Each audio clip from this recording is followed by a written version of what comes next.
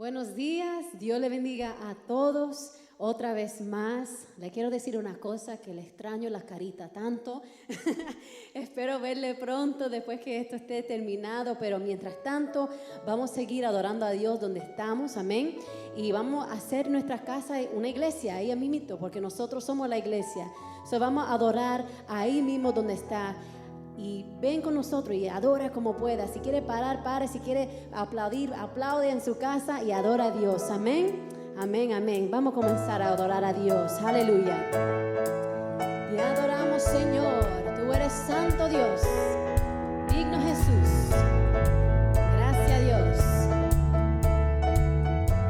Cante con nosotros. Las cadenas de la muerte me quitó. Para millones de condenación hay libertad, libertad. Siendo esclavo del pecado me libró, en la cruz compró mi redención y libertad, libertad. Rompió mis cadenas, me dio vida nueva y al fondo del mar echó mi maldad, lavó mis pecados y me ha perdonado. Solo en el nombre de Jesús hay libertad. Aleluya. Yo proclamo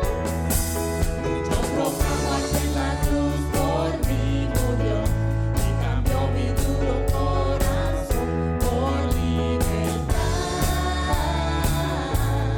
libertad. El poder de tu evangelio me salvó y no me avergüenzo del Señor. Mi libertad, libertad. Rompió mis cadenas, me dio vida nueva y al fondo del mar echó mi maldad, lavó mis pecados y me ha perdonado. Solo en el nombre de Jesús. Rompió mis cadenas, me dio vida nueva y al fondo del mar echó mi maldad, lavó mis pecados y me ha perdonado. Solo en el nombre de Jesús hay libertad. Y con nosotros, aquel Hijo hace libre. Él es libre. Es libre. En verdad. En verdad. Cántalo fuerte, aquel Hijo. Aquel Hijo hace libre. Es libre. En verdad. Al que Hijo hace libre, es libre, en verdad. Al que Hijo hace libre, es libre. En verdad, cambió mis cadenas, me dio vida nueva y al fondo del mar echó mi maldad, lavó mis pecados y me ha perdonado. Solo en el nombre de Jesús. Rompió mis cadenas, me dio vida nueva y al fondo del mar echó mi maldad, lavó mis pecados y me ha perdonado. Solo en el nombre de Jesús hay libertad.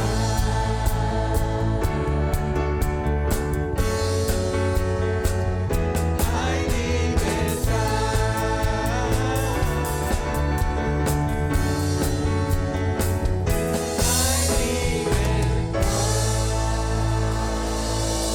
Aleluya, Señor, vive Dios.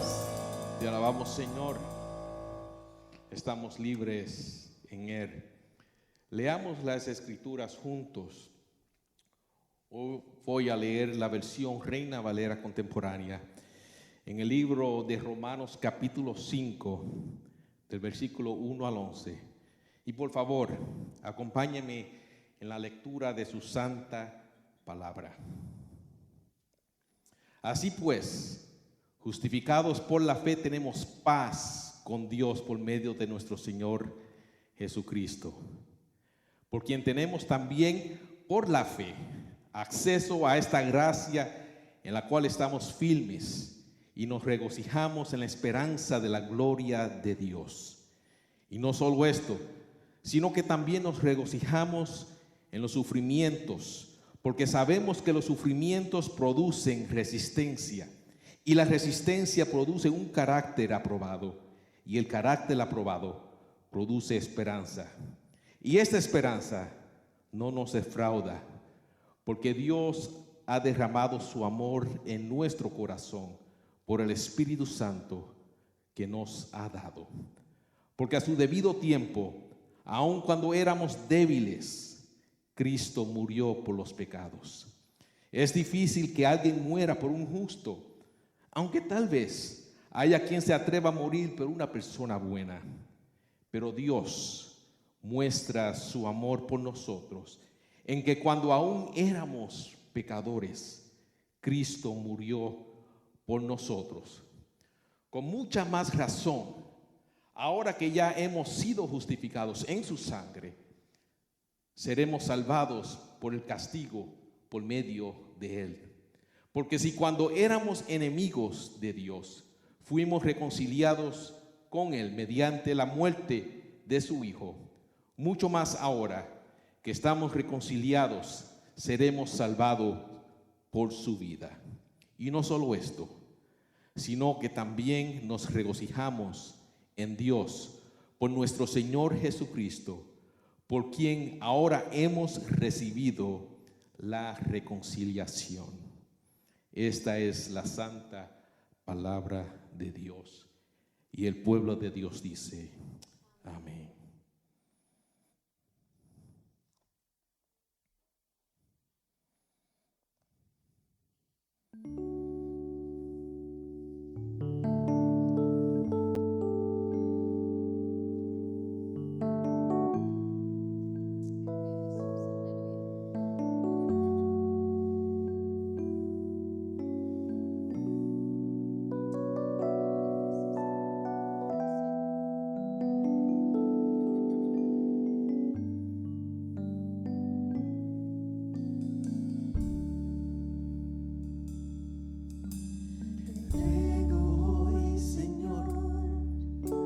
Mi corazón,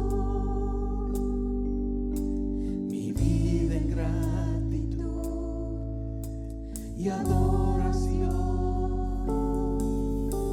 amándote en verdad y confiando en ti.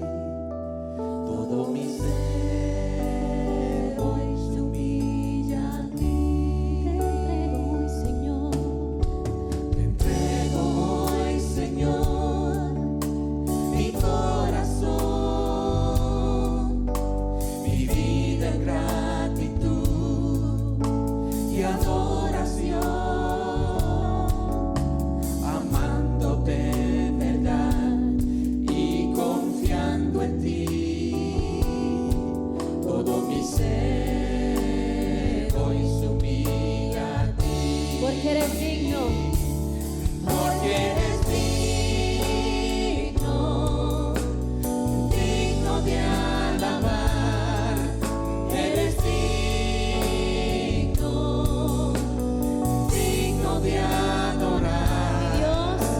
Mi Dios, mi Redentor, mi Rey consolador.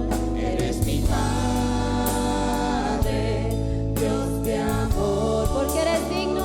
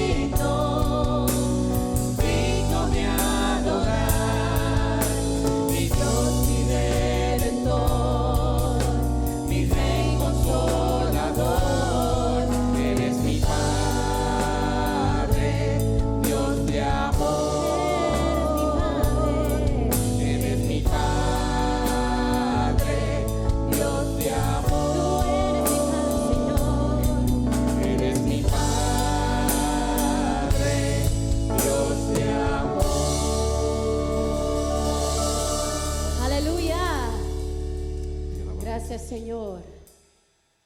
Gracias, Padre, te adoramos, Rey. Tú eres santo, Señor, tú eres digno de recibir la gloria y la honra, Padre. Recibe la gloria, Padre. Gracias, Señor. Vive Jesús. Te adoramos, Señor. Aleluya, aleluya.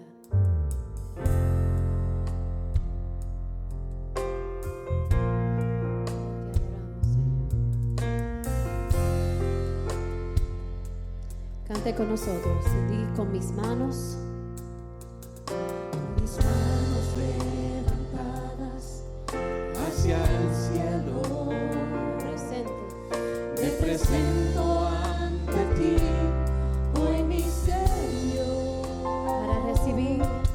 Para recibir de ti la fuerza y el poder para vivir junto a ti. con mis manos levantadas.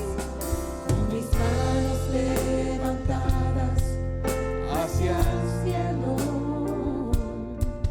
me presento ante ti, hoy mi Señor, Para recibir de ti la fuerza y el poder para vivir junto a ti.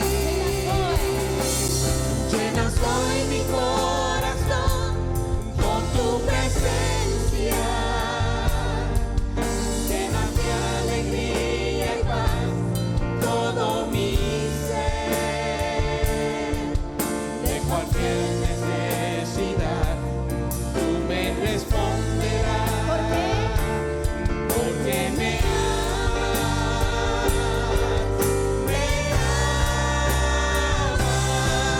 llenas hoy mi corazón con tu presencia, llenas de alegría y paz todo mi ser. De cualquier necesidad tú me responderás. Porque me amas, me amas.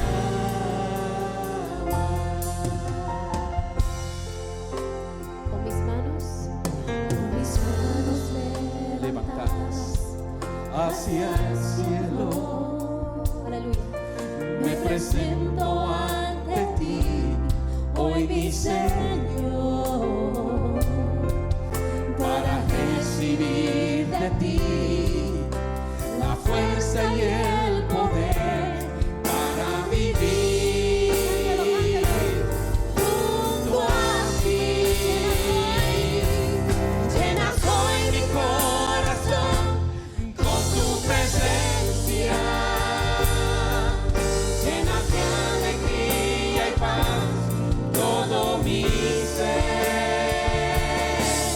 De cualquier necesidad tú me responderás. Porque me amas,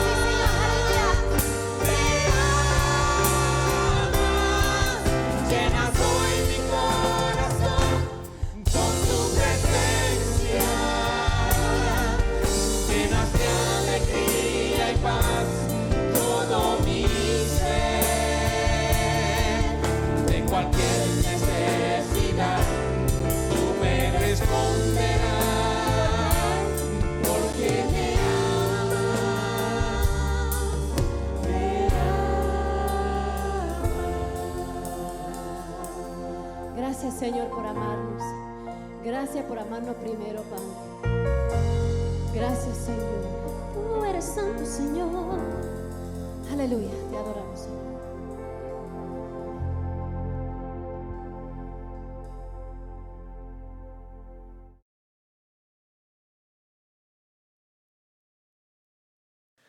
Sean todos muy bienvenidos a otro servicio más que estamos teniendo a través de los medios tecnológicos y muchas gracias por estar sintonizándonos desde casa. Mi nombre es Leandro Gómez, soy uno de los pastores de la Iglesia Bautista de Armitage y es un gozo para mí poder estar con ustedes en la mañana, en el día de hoy. Hemos tenido un hermoso tiempo de alabanza, glorificando y alabando a nuestro Señor. Y ciertamente vamos a tener ahora un tiempo de consideración de la palabra de Dios. Queremos escuchar la voz de Dios. Queremos escuchar lo que Dios tiene para decirnos. Ciertamente Él tiene algo, una palabra para ti y para mí en esta mañana. Quizás cuando inició el año nunca pensamos que esta crisis iba a durar tanto, y déjenme decirles cuánto los extraño. No es lo mismo predicarle a una cámara que cuando estamos juntos físicamente como una santa asamblea alabando el nombre de Dios. Así que déjenme decirles que realmente los extraño. Es un poco difícil y hasta a veces un poco raro predicarles a través de la cámara, pero sabemos que el Señor está en el control de todas las cosas y Él ya había pensado que este tiempo iba a ser así. Y tenemos que adaptarnos y seguir hacia adelante.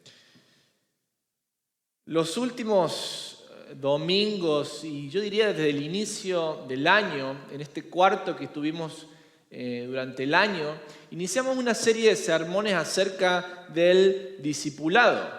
Iniciamos una serie de sermones que tienen que ver acerca de cómo crecer como un discípulo de Jesús. Y estuvimos viendo varios temas. Estuvimos viendo el tema de a quién estamos siguiendo, quién es el Cristo a quien seguimos, su carácter. Después vimos las características de su llamado. Pasamos a ver luego el costo del discipulado. Vimos cuál era el rol del discípulo en los últimos tiempos. Y en los domingos pasados que hemos celebrado la Pascua, tuvimos también la oportunidad de analizar cuál es el significado de la resurrección para los discípulos. Pero estamos llegando al final.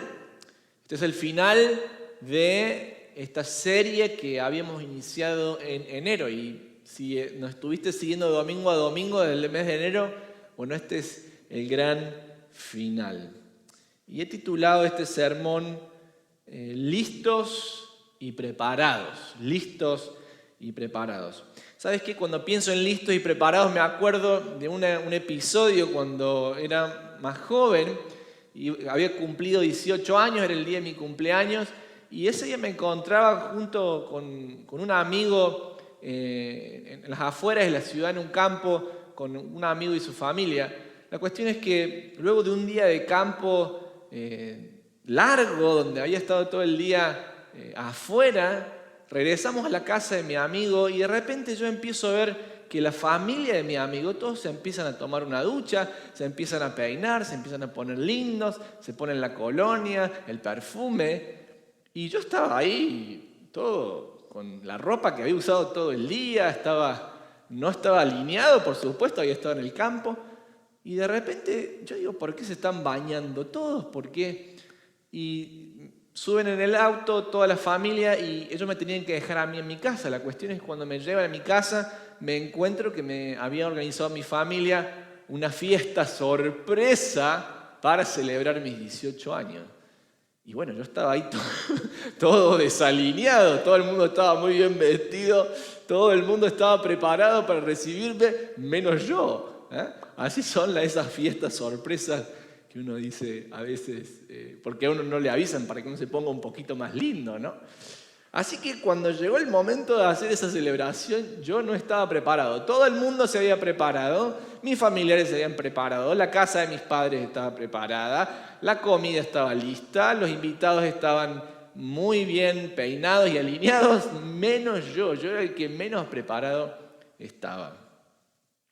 Así que es importante pensar siempre que tenemos que prepararnos por las distintas situaciones que nos da la vida. Se está cuestionando ahora si verdaderamente el gobierno federal estaba y estuvo preparado cuando inició el tiempo del coronavirus, qué medidas se habían tomado en febrero y hay unas discusiones al respecto. Otra gente piensa que puede estar preparada para enfrentar la crisis si va al supermercado y se lleva cuanto papel higiénico encuentre. Otros piensan que están preparados si se llevan todo el desinfectante que encuentren en las góndolas. Y otros están pensando en prepararse siguiendo teorías conspirativas, diciendo no, en realidad lo del COVID-19 no existe, es toda una conspiración. Y usted dirá, hay tanta gente que se está muriendo y hay un montón de gente con teorías conspirativas. La realidad es que cada uno se quiere preparar como mejor le sale. Y todos esos esfuerzos que la gente pueda hacer realmente no te van a preparar. Y cualquier esfuerzo que tú puedas hacer no te van a tener al 100% preparado para enfrentar la crisis que estamos viviendo. ¿Cómo te estás preparando tú en tu corazón, en tu vida? ¿Cómo estás preparando a tu familia para vivir este tiempo tan difícil que nos toca vivir? Esta era un poco la situación que Lucas quiere poner delante de su audiencia original cuando escribe su evangelio. Los cristianos del primer siglo, como lo dije anteriormente, habían sido perseguidos brutalmente por el imperio romano. Y el capítulo que vamos a tocar en el día de hoy tiene que ver con una pregunta que Lucas le está haciendo a la audiencia original de su evangelio para darles una guía de cómo prepararse para vivir frente a tiempos de tanta tribulación y angustia. La pregunta es, y la pregunta del pasaje, la pregunta que nos vamos a hacer en el día de hoy es: ¿cómo podemos prepararnos para vivir el tiempo de tribulación que enfrentamos? Lo digo de nuevo, ¿cómo podemos prepararnos ahí en tu casa? ¿Cómo puedes prepararte a ti, a tu familia, a tus hijos? ¿Cómo puedes prepararte para vivir el tiempo de tribulación que enfrentamos? O en otras palabras, ¿cómo podemos estar listos para enfrentar la crisis que estamos transitando? ¿Cómo hacemos esto? Bueno, te invito a que vayamos a la palabra de Dios, al Evangelio de San Lucas, en el capítulo 24, para encontrar dos respuestas a esta pregunta que sin lugar a dudas nos alentarán y nos darán una dirección de cómo podemos prepararnos para enfrentar el tiempo que vivimos. Evangelio según San Lucas, capítulo 24, verso 36. Comenzaré la lectura. Mientras ellos aún hablaban de estas cosas, Jesús se puso en medio de ellos. Déjame que te dé un poquito del contexto del pasaje. Este es el último capítulo del Evangelio. Ya Lucas ha narrado los eventos de la resurrección, como lo habíamos tocado el domingo anterior, desde que las mujeres van a la tumba a poner las especies en el cuerpo y se encuentran con estas dos figuras angelicales que dicen: el maestro no está aquí, él ha resucitado, pasando por la historia principal del capítulo 24, que es la historia del camino a Emaús, donde Jesucristo, el Cristo resucitado, se le aparece a Cleofas y a este otro discípulo con el cual iban de camino. Y pasamos a una tercera historia, que es la historia de la cual yo tomaré el texto en esta mañana para reflexionar, que es cuando Cristo se le aparece a los discípulos. Por lo que podemos leer del Evangelio, Cristo ya se le había aparecido a Simón Pedro, Cristo ya se le había aparecido a Cleofas y a este otro discípulo, y cuando ellos vuelven hacia Jerusalén de Emaús, vuelven a contarle a los discípulos que Cristo se les había aparecido. Ahí es cuando se da esta historia que leemos en Lucas 24, verso 36.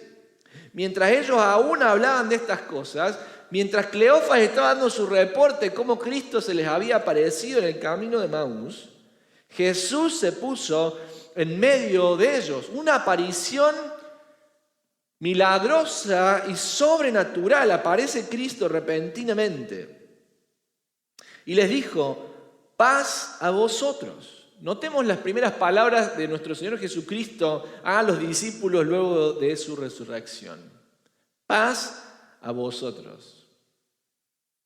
Entonces, espantados y atemorizados, pensaban que veían espíritu. Pero Él les dijo: ¿por qué estáis turbados y vienen a vuestro corazón estos pensamientos? Mirad mis manos y mis pies, que yo mismo soy.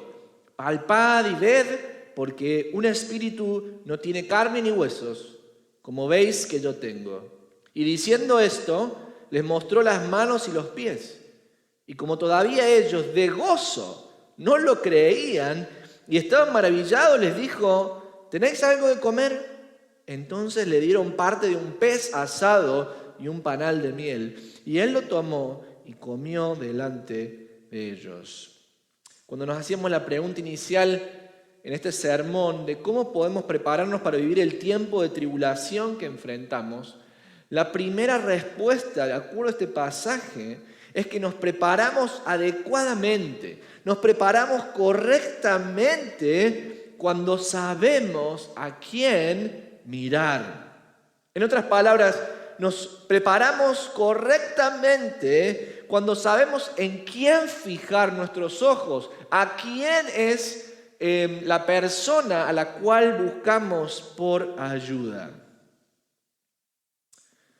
Jesús resucita, se les aparece a los discípulos y yo estaba pensando, las primeras palabras del Maestro son: paz a vosotros. Jesús tuvo 1000 cosas para decirle a los discípulos. Le pudo haber dicho a Pedro: Pedro, dijiste que ibas a estar conmigo y me negaste 3 veces. ¿Cómo puede ser que te faltó la fe? A los otros 11, a los otros 10 que quedaban le pudo haber dicho: y ustedes salieron todos corriendo, no se quedó ninguno conmigo, nadie estuvo conmigo. Jesús pudo haber traído un montón de reproches a la falta de fe, la debilidad, la insuficiencia y la cobardía de sus discípulos. Sin embargo, el Cristo resucitado aparece y les dice: paz a vosotros. Paz a vosotros. Ahora los discípulos están experimentando una escena que es imposible humanamente hablando. Ellos desde lejos quizás vieron cómo Cristo era crucificado.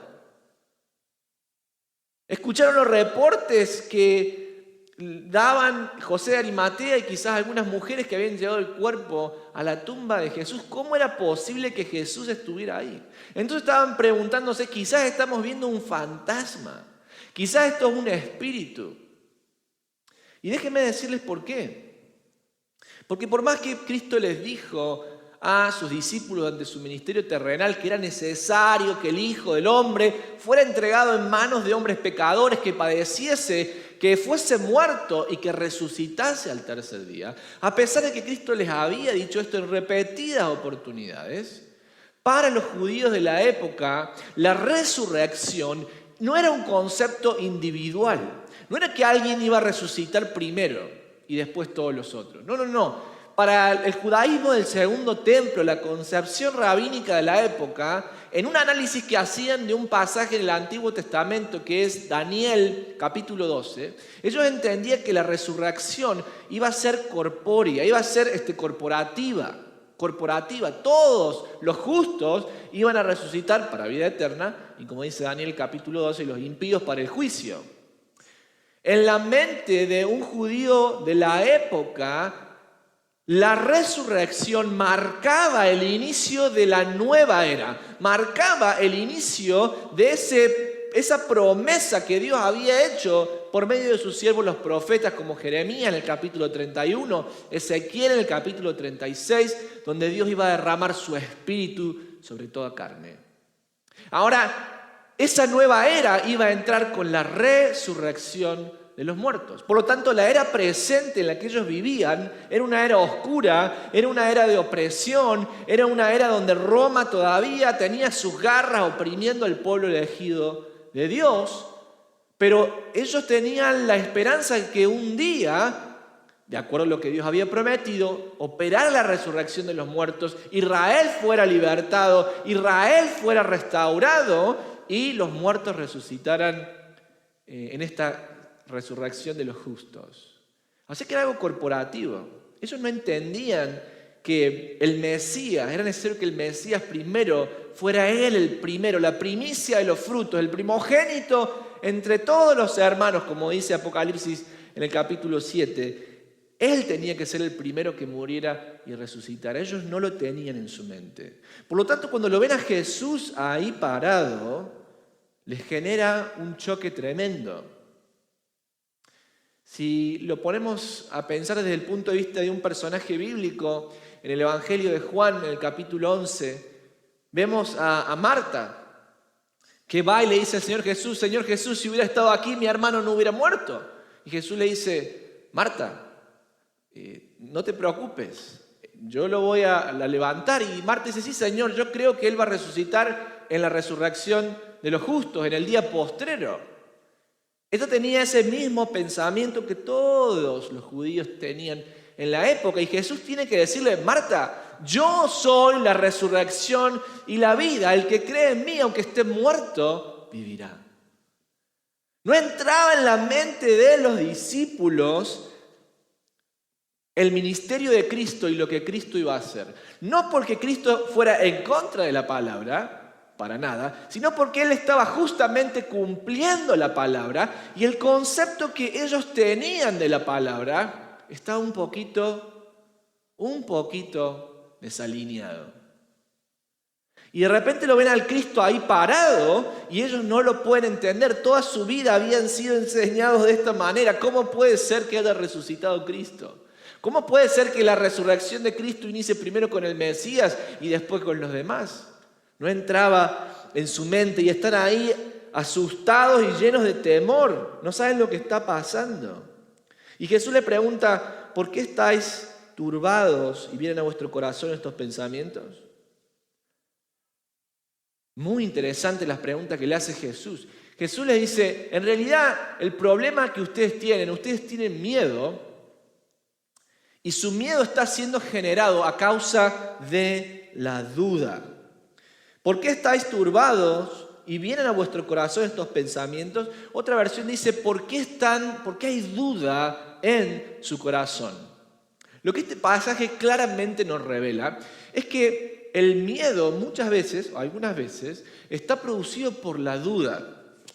Y la duda está producido por, si vamos un poquito más arriba, por otra causa. Y esa causa es la falta de fe. Tenemos miedo porque dudamos. Y dudamos porque nos falta la fe. Y nos falta la fe, ¿por qué? Porque en este caso los discípulos no habían prestado atención a las palabras del Maestro. Jesús les dijo, esto era necesario que ocurra, ya lo vamos a ver a continuación. El miedo producido por la duda producida por la falta de fe producida por una falta de conocimiento de las palabras de Cristo. En definitiva, el miedo que sienten los discípulos está claramente marcado por su falta de fe. Ahora miren cuál es la respuesta a esto. ¿Por qué es que les digo que la forma en la que podemos prepararnos para vivir esta crisis que estamos enfrentando tiene que ver con a quién miramos? Porque el mismo Jesús ve ese panorama, ve a los discípulos llenos de miedo, no pensaban que estaban viendo un fantasma. Jesús le había dicho, tengan paz, pero no se calmaban. No me quiero imaginar esa escena. Y lo que Jesús automáticamente hace es, en el versículo 39, decirle, mirad mis manos y mis pies, que yo mismo soy. Palpad y ved, porque un espíritu no tiene carne ni huesos, como veis que yo tengo. El Señor dirige a los discípulos a que le miren a Él. Pero no solamente a que miren a la persona del Cristo corpóreo que está físicamente en ese lugar. ¿A qué les indica que miren? Miren ¿qué? Mis manos y mis pies. Otra versión dice, miren las cicatrices, miren las marcas de mis manos y mis pies. ¿Por qué? Por muchas razones. Pero algunas de ellas, las más importantes, porque las marcas de Cristo en sus manos y en sus pies están autenticando quién es el Jesús que les está hablando. No es un espíritu, no es un demonio, no es otra persona que se está haciendo pasar por Cristo. Cristo lleva en sus palmas, en sus manos, en sus pies, las marcas del sacrificio expiatorio que Él ha obrado en la cruz del Calvario 3 días atrás. Jesús le está diciendo a través de sus marcas, así es como les amo. Les amo tanto que estuve dispuesto a que mis manos fueran horadadas, perforadas por causa de sus pecados. Les amo tanto que estuve dispuesto a sufrir la humillación más grande por amor al Padre y por amor a ustedes. Las marcas de la crucifixión de Cristo, en el Cristo resucitado, son un símbolo del amor que Él tiene por su pueblo.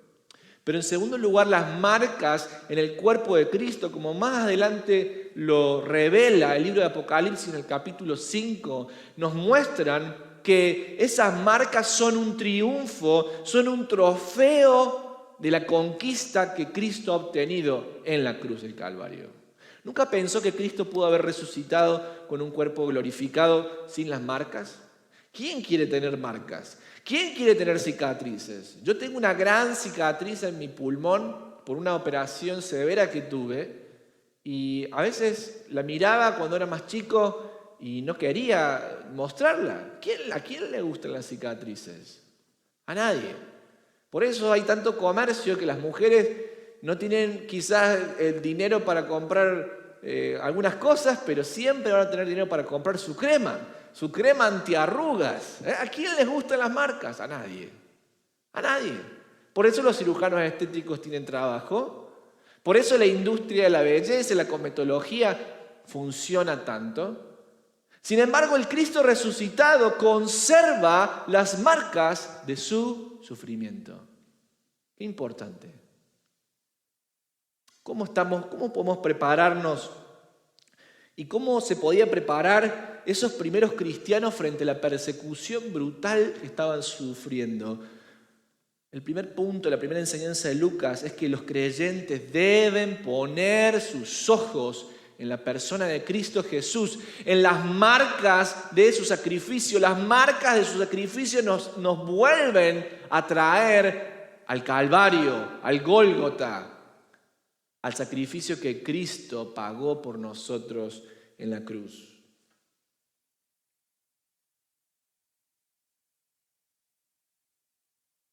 Los discípulos están tan atónicos que ni siquiera pueden mirar las marcas.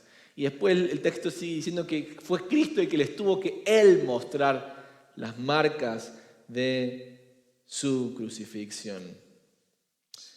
Miren, a veces nos pasa que estamos tan preocupados por algo, estamos tan ansiosos por una situación, estamos tan tristes por algo que ha pasado, que a veces Cristo está ahí, su presencia está ahí y nosotros no lo podemos ver porque estamos concentrados en nuestro problema, estamos concentrados en lo difícil de las emociones que producen en nuestro corazón las crisis.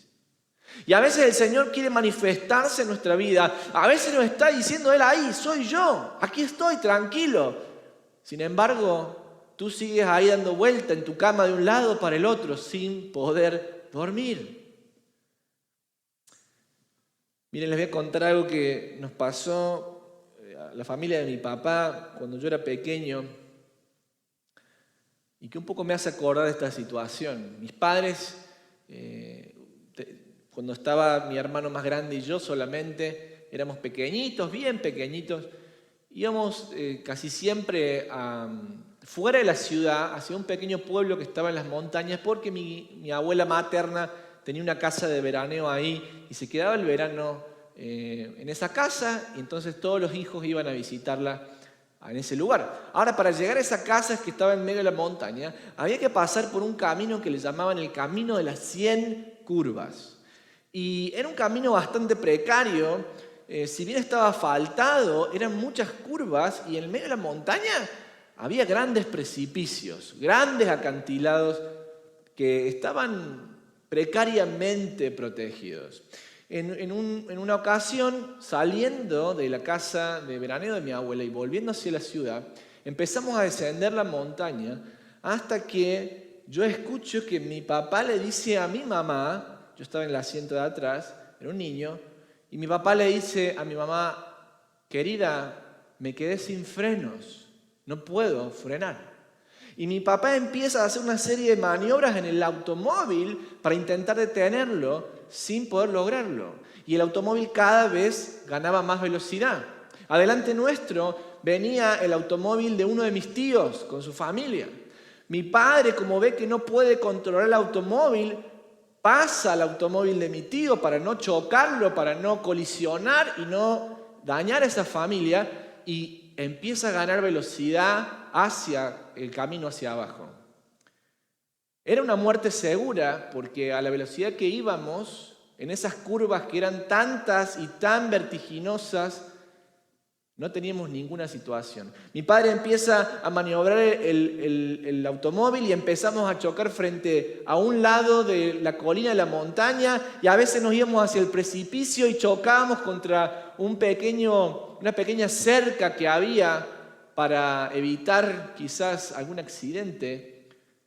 Y yo me acuerdo la cara de mis padres. Mi mamá no decía nada, estaba muda. Y ver cómo ese automóvil en un momento se dirige hacia la montaña, y cuando pensábamos que nos dábamos vuelta, fue la mano de Dios que sostuvo ese automóvil para que no nos diéramos vuelta y no nos cayéramos al precipicio. Yo no sé cómo, hermanos, pero ese automóvil se detuvo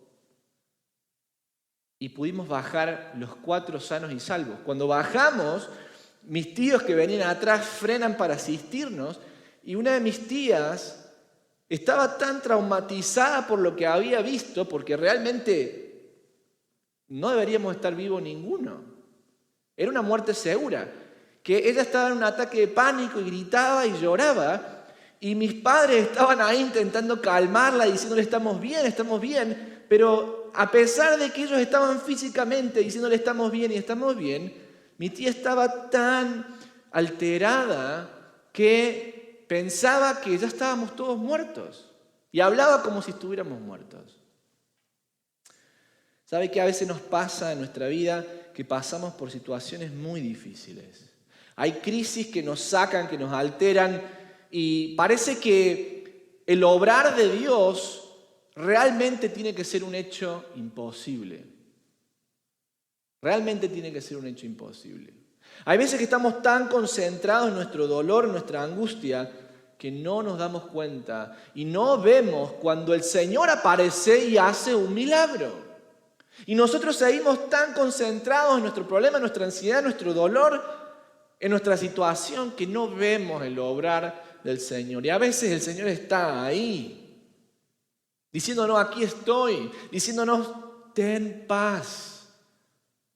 Y a veces no lo vemos. Cuando estamos pasando por un tiempo así, lo que tenemos que hacer es automáticamente levantar nuestra mirada y volver al Calvario, contemplar al Cristo de la cruz, contemplar al Cristo resucitado y mirar sus marcas. ¿Por qué? Bueno, justamente porque cuando vemos las marcas que Cristo tiene en sus manos y en sus pies, entonces nos acordamos que si el Hijo de Dios estuvo dispuesto a dar su vida y a sufrir todo lo que sufrió por causa nuestra, ¿cuánto más no nos dará con Él todas las cosas? ¿Acaso piensan, iglesia, que el Señor nos ha sacado de problema tras problema, de crisis tras crisis para dejarnos acá y que esta iglesia se muere en medio de la pandemia? ¿Acaso piensas que Dios te eligió antes de la fundación del mundo y te predestinó para que fueras su hijo, para que tu fe vaya a morir en esta pandemia? ¿Para que tu fe se desintegre en esta pandemia? Por supuesto que no. Por supuesto que no. Por eso las palabras del apóstol Pablo son tan importantes. Si Dios el Padre nos dio a su Hijo, ¿cuánto más no nos dará con Él todas las cosas?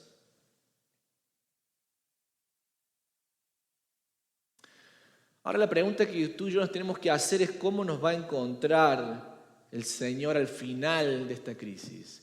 ¿Cómo nos va a encontrar el Señor al final de esta pandemia? ¿Nos sorprenderá como lo sorprendió a los discípulos, que por su falta de conocimiento no tenían una fe fundada y por su falta de fe tenían dudas y por sus dudas estaban llenos de miedo? ¿Así nos va a encontrar el Señor cuando se acabe esta pandemia? temerosos, asustados, o nos encontrará confiando en Él y disfrutando su presencia? Ahora tengo otra pregunta. ¿Cómo nos va a encontrar el Señor no al final de esta pandemia, sino al final de los tiempos? Cuando Él realmente venga a juzgar a los vivos y a los muertos, ¿cómo nos va a encontrar? ¿Te encontrará preparado? ¿Te encontrará lleno de fe? ¿Te encontrará llamando a los hermanos para ver cómo están? ¿O te encontrará en tu casa, recurriendo al entretenimiento, a los vicios, para pasar el tiempo? ¿Cómo nos va a encontrar el Señor cuando venga? Ahora me gustan las palabras del evangelista porque en sí mismas esta aparición de Cristo conlleva en sí mismo un llamado a mirarlo a Él.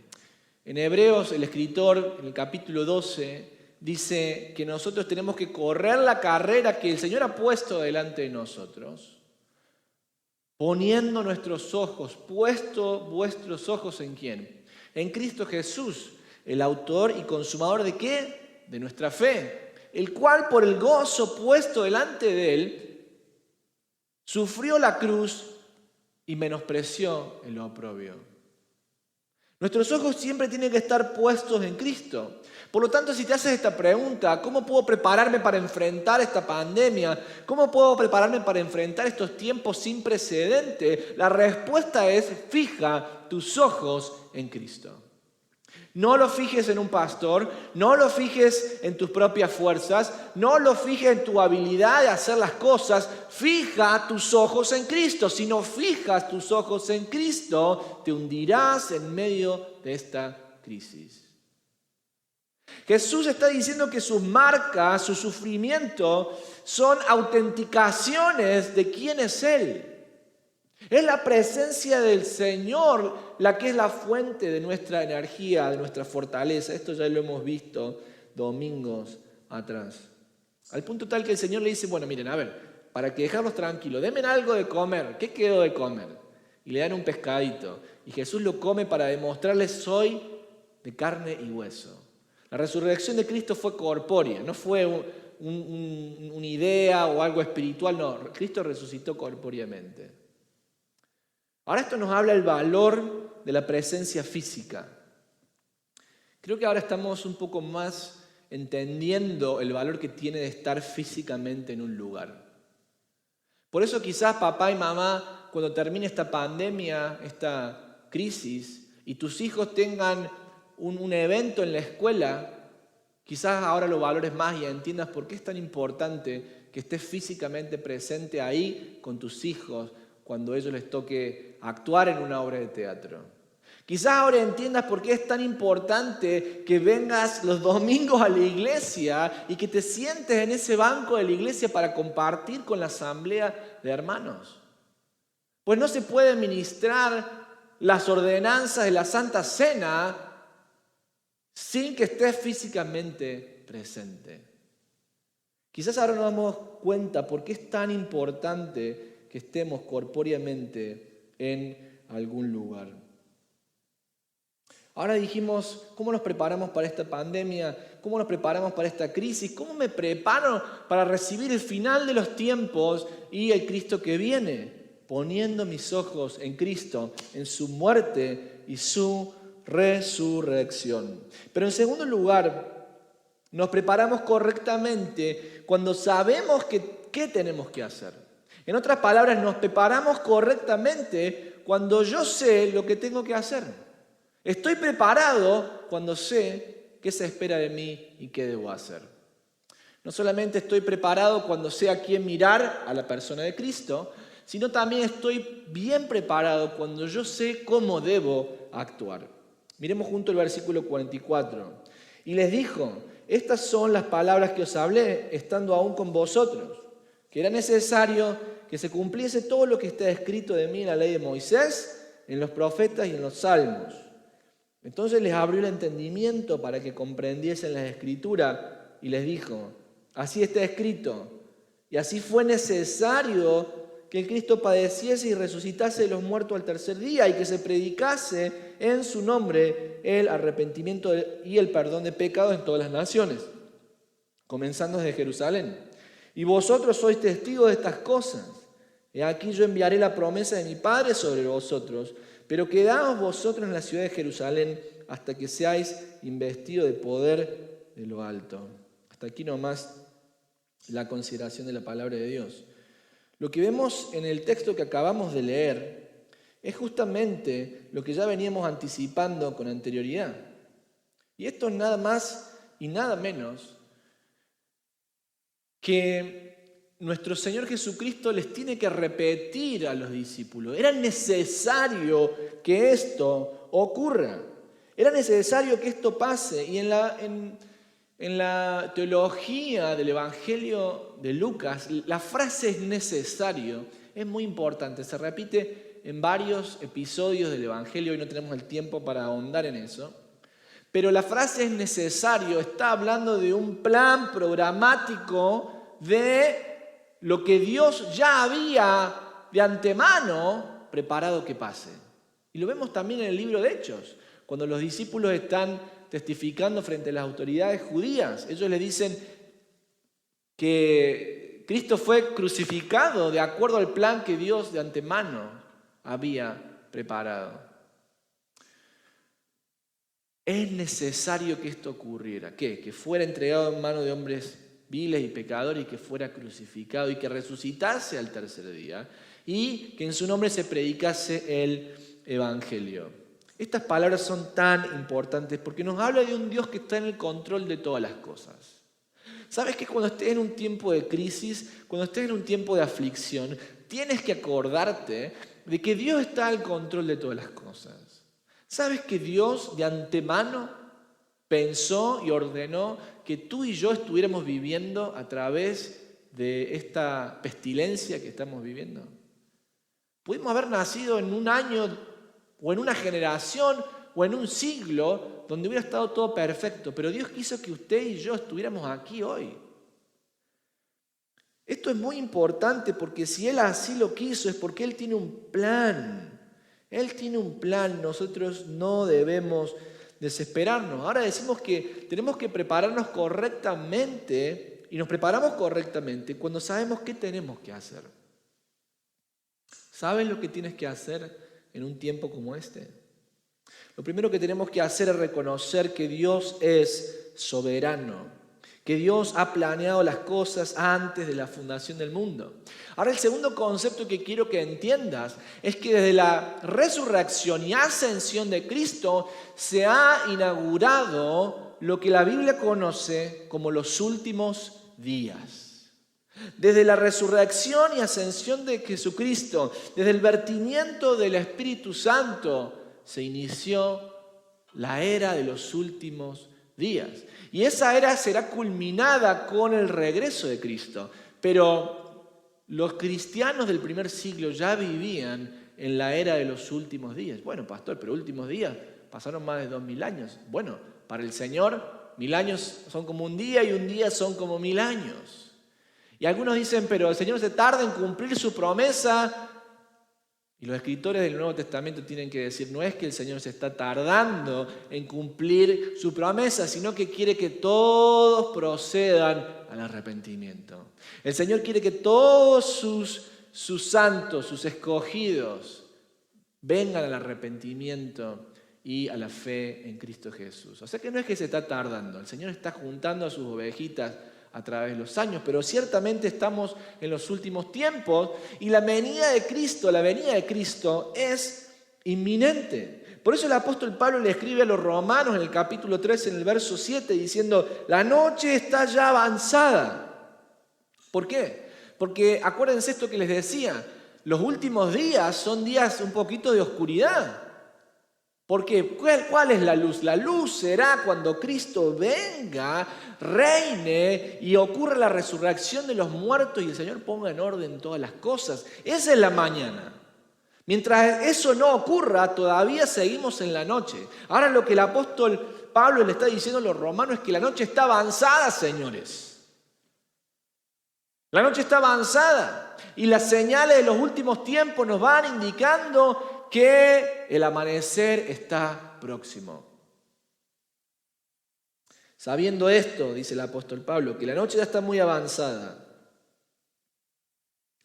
que es ya hora de levantarnos del sueño, porque ahora está más cerca de nosotros nuestra salvación de que cuanto antes creímos. Qué maravilloso. Nuestra salvación cada vez está más cerca. Por eso, cuando vemos tanta muerte, destrucción, por supuesto que nos quiebra el corazón. Y quizás en tu casa y hay miembros de nuestra iglesia que ya han tenido familiares que han muerto a causa del coronavirus. Y es una situación que nos quiebra el corazón. Nos quiebra el corazón, nos devasta. Ahora, sin embargo, ese dolor que sentimos es transitorio, pues nosotros sabemos que estas cosas que están pasando son solamente señales que avecinan ¿qué? La consumación de nuestra salvación. Que están anunciando a viva voz, el Señor viene, el Señor viene. Y cuando pienso en esto, digo, quizás estás en tu casa y estás diciendo, bueno, sí, pastor, el Señor viene, el Señor viene. Bueno, miren, ¿hace cuánto? Hace como 3 años que les he venido predicando y diciéndole, por favor, iglesia, dejemos los ídolos, dejemos el ídolo del deporte, dejemos el ídolo del dinero, dejemos el ídolo del trabajo, volvamos al Señor, el Señor nos va a poner en el exilio. Pero quizás no escuchaste. Y ahora estás sufriendo esto. Ahora, te lo vuelvo a repetir, no porque yo sea un profeta, porque está en la palabra de Dios. Cristo viene. ¿Y cómo te va a encontrar? ¿Estás preparado para encontrarte con el Señor? Decía el apóstol Pablo a los Filipenses en el capítulo 3, en el verso 7 al 11, una declaración que nos muestra un poco qué tenemos que hacer cuando estamos pasando por un tiempo así. El Señor Jesús lo dijo claramente en el pasaje que leíamos, y es que Él quiere que nosotros, no solamente que entendamos que Él tiene un plan, Él es soberano, no solamente entender que estamos en los últimos días, sino también que el Señor les dice en el pasaje que leíamos, que Él quiere que nosotros seamos sus testigos y que prediquemos del arrepentimiento y el perdón de pecados. El Señor quiere que te arrepientas y quiere perdonarte. Ese es el mensaje del Evangelio. Ahora, si no te arrepientes, pues no puede haber perdón de pecados. Y el apóstol Pablo toma esta idea y la lleva aún mayormente a los filipenses en esa epístola que él escribe desde la cárcel y les dice así: pero cuántas cosas eran para mí ganancia, las he estimado como pérdida por amor de Cristo. El apóstol Pablo decía, en este mundo no encuentro nada que sea de ganancia.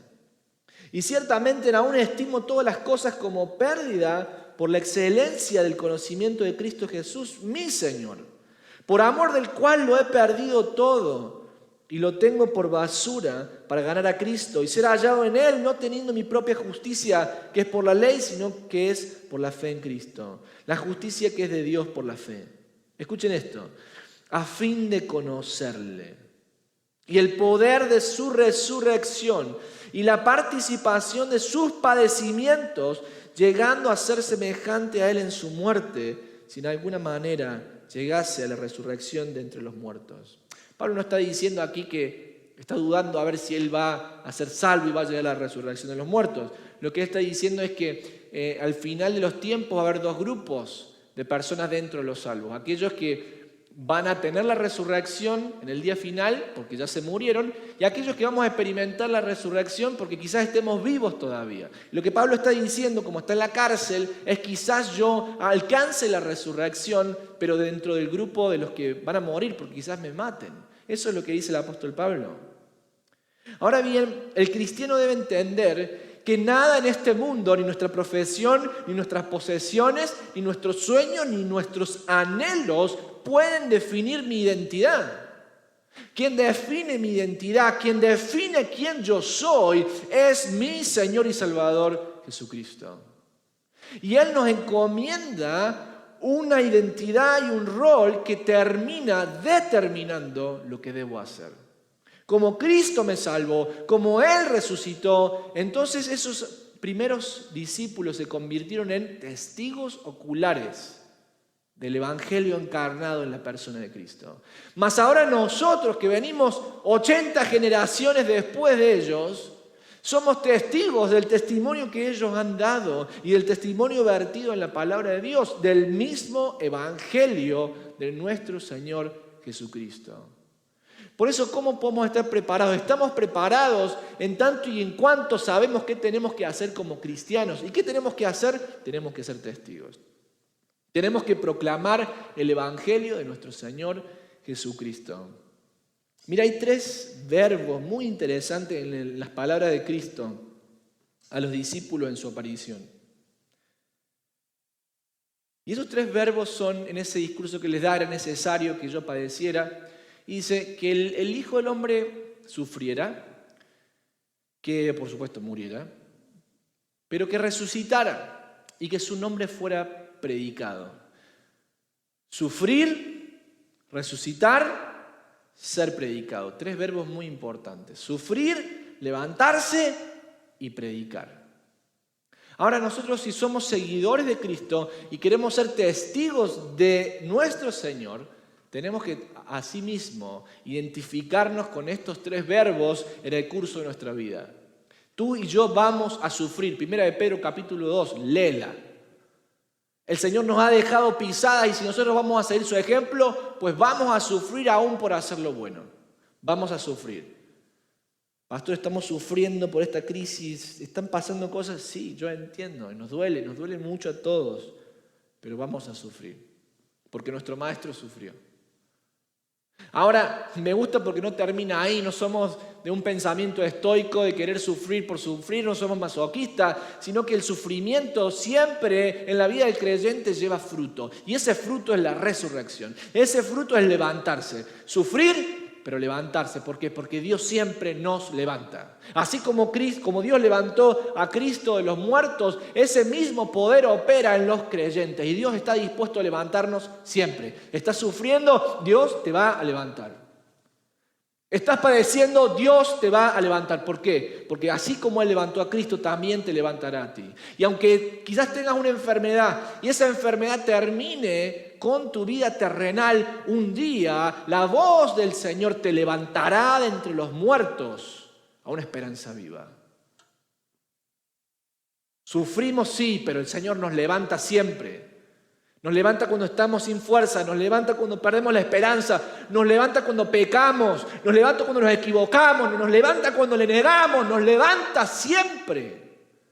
Por su eterno amor, por su eterna misericordia.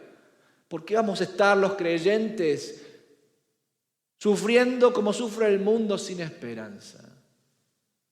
Si tenemos un Dios que nos levanta, sufrimos, nos levantamos, pero el Evangelio debe ser predicado, que se predique el Evangelio en todas las naciones.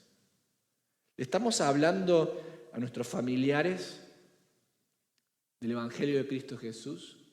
Ahí cuando viene gente a tu casa, bueno, espero que no vaya nadie a tu casa, pero si vives con otros familiares ahí en tu casa, ¿por qué no prendes la televisión, sintonizas el servicio, le invitas a tus familiares a que vengan y se sienten a ver el servicio contigo?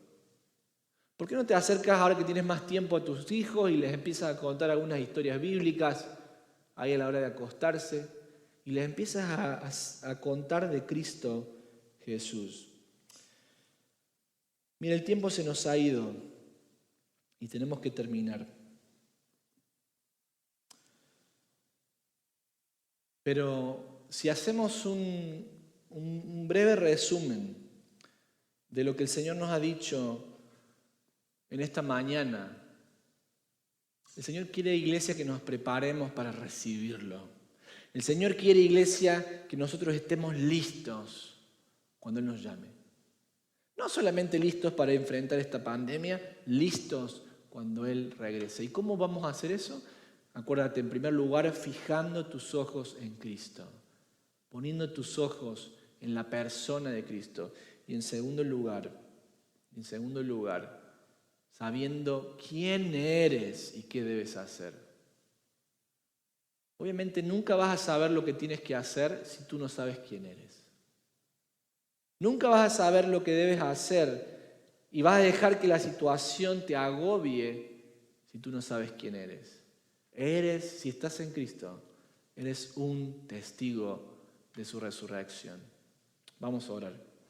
Señor, te damos gracias por este tiempo que nos has dado en tu palabra. Te pedimos, Señor, que sigas trabajando en nuestra alma, en nuestro corazón, para moldearnos, cambiarnos y prepararnos para tu venida. Señor, te anhelamos. Ven pronto. En el nombre de Jesús. Amén.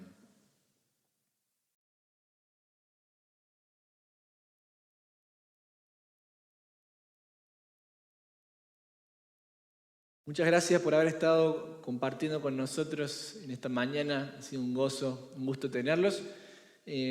Quisiera despedirlos a todos con una benedicción. Solamente mencionarles antes de ello que si quieren hacer sus ofrendas, lo pueden hacer vía online. En la descripción del video o la transmisión que estás viendo en YouTube hay un link para dar tu donación en línea. Y si no, puedes mandar una carta por correo postal, puedes mandar también tu donativo, tu ofrenda a la iglesia, y esa es la forma en la que puedes seguir alabando a Dios con tus finanzas. Vamos a terminar con una palabra de oración y vamos a recibir la bendición del Señor. Te invito, como todos los domingos, que puedas ponerte de pie y puedas tomarte de la mano con tu familia y recibir esta bendición. Señor, venimos delante de tu presencia para darte gracias por quien tú eres y agradecerte porque estás con nosotros siempre. Señor, prepáranos para este tiempo que vivimos. Prepara a estas familias que hoy se han juntado en sus casas para escuchar tu palabra. Prepara sus corazones, Señor. Aquellos que tienen que venir al conocimiento de Cristo, que puedan arrepentirse de sus pecados y poner su fe en la persona del Hijo de Dios. Señor, te pido también por aquellos que están siendo atacados por la ansiedad, aquellos que han perdido el trabajo, aquellos que están tristes, Señor, por la pérdida de algún familiar. Señor, consuélalos. Tú que eres el Dios de toda consolación, que ellos puedan mirarte, Señor, y recobrar aliento. Danos, Señor, la fe que necesitamos, la gracia que necesitamos para avanzar en esta tempestad. Te pedimos estas cosas en el nombre de Cristo Jesús. Amén.